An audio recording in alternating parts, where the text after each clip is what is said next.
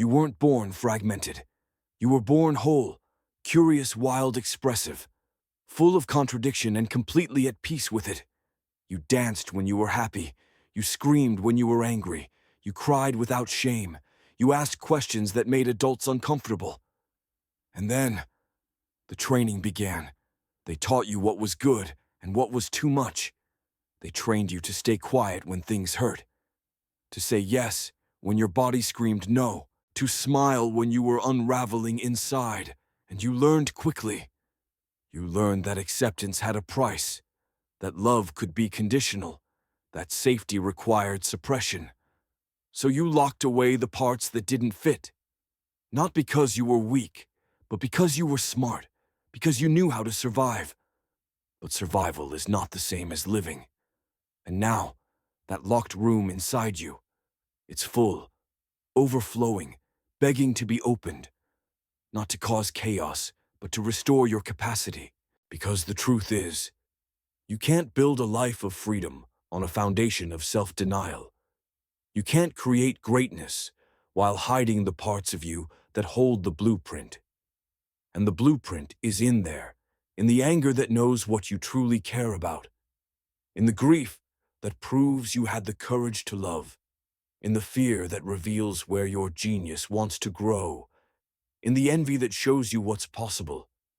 These emotions are not dysfunction. They are data. And your shadow is not a flaw. It's your forgotten fire. That's what most people miss. They think shadow work is about becoming soft, gentle, balanced. But it's not. It's about becoming real. It's about reclaiming the raw energy that makes you undeniable. The genius you want isn't hidden behind your achievements. It's buried beneath your shame. Shame you were handed. Shame that was projected onto you. Shame that said, you can't feel that. You can't want that. You can't be that. And you believed it. But now you're starting to remember. You were never too much. You were just surrounded by people who had shrunk. They couldn't hold your truth, so you learned to disown it. They couldn't validate your fire, so you learned to water it down. But now the fire is coming back. It's rising. Not to burn everything down, but to rebuild you from the inside out. Because transformation doesn't happen through information. It happens through integration. You don't need another affirmation. You need to reclaim what you buried. That rage, it's your voice. That fear, it's your edge. That craving for more. It's your soul saying, I'm done with scraps. You are not here to be acceptable. You are here to be authentic, to be aligned, to be so rooted in your truth that the world either rises to meet you or falls away. And when it falls away, let it. You do not have to carry relationships that only recognize the edited version of you. You do not have to shrink in rooms that ask you to cut off parts of yourself to fit. You do not have to explain your healing to those committed to misunderstanding it. This is your life, your one life, and it cannot be lived from the sidelines of your own truth. So stop apologizing for your depth.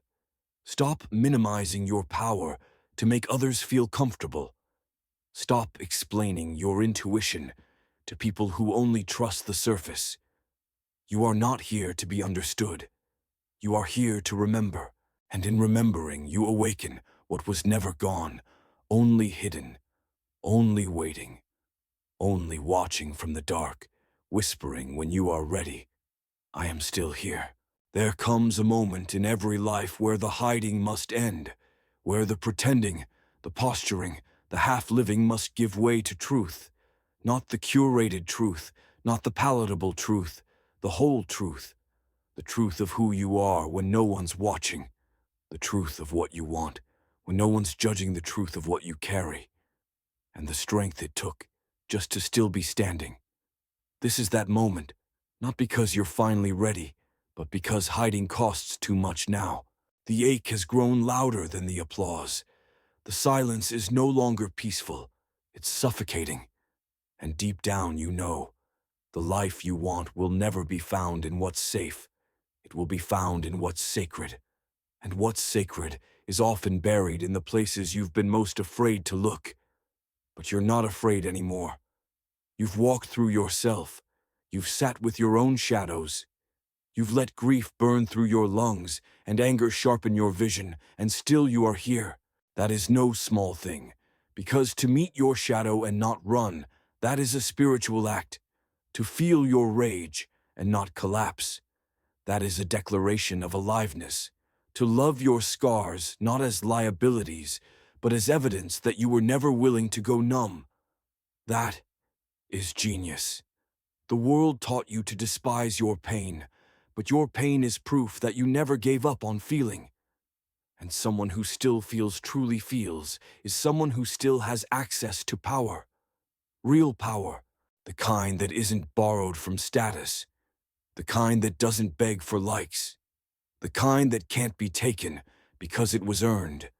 Not in boardrooms, not in trophies, but in the quiet corners of your own becoming. You've done what most people never do. You turned inward. You opened the box. You faced the wreckage. And what you found wasn't a monster, but a messenger. A version of you that said, I still believe in who we were supposed to become. And now you get to become it. Not because you're perfect, not because you've transcended pain, but because you're finally whole. And wholeness is the real wealth. It's the real freedom. It's what people spend lifetimes chasing in money, in people in applause, only to find that it never lasts. But this feeling of integrity, this alignment, this peace in your own chest, this lasts. Because now when you speak, it's you. When you create, it's you. When you love, it's you. No mask, no apology. Just the full, untamed presence of someone who finally came home to themselves. That's who you are now. Not the edited version, not the projected self, not the performance. You are the real thing. And the real thing doesn't chase. It calls, it magnetizes, it builds from truth, from soul, from the fire that never went out. It just needed air. So breathe. You're allowed to take up space now. You're allowed to speak with your whole voice. You're allowed to say, this is who I am. Take it or leave it and let them leave. Because the ones meant for you, they don't need you to be smaller, to feel bigger. They don't need your silence to feel seen. They will meet you in your fullness. Because that's where they've been waiting the whole time. And so has your life, the one that's real, the one that matches your bones, the one that doesn't drain you to maintain because it was built on truth. That life isn't just possible, it's inevitable. When you stop hiding, you don't need to start over. You don't need to become someone new. You need to return. Return to the parts of you that were told to quiet down. Return to the ideas that made your heart race before you were told they were impractical. Return to the feelings you learned to deny in exchange for safety. Return. Reclaim, rise.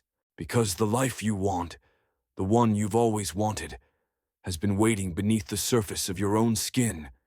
It's not out there. It's in here, in your breath, in your body, in the words you still haven't spoken.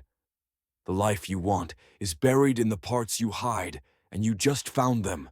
Now dig. Now build now. Live. The most powerful thing you can ever do is become yourself. Not the version you crafted to survive, the version you abandoned to be accepted. That self, the one you locked away, holds your voice, your calling, your future. You don't have to wait. You don't have to earn it. You just have to stop hiding. The life you want is not in the light you chase. It's in the shadow you claim. And the second you reclaim it, everything begins.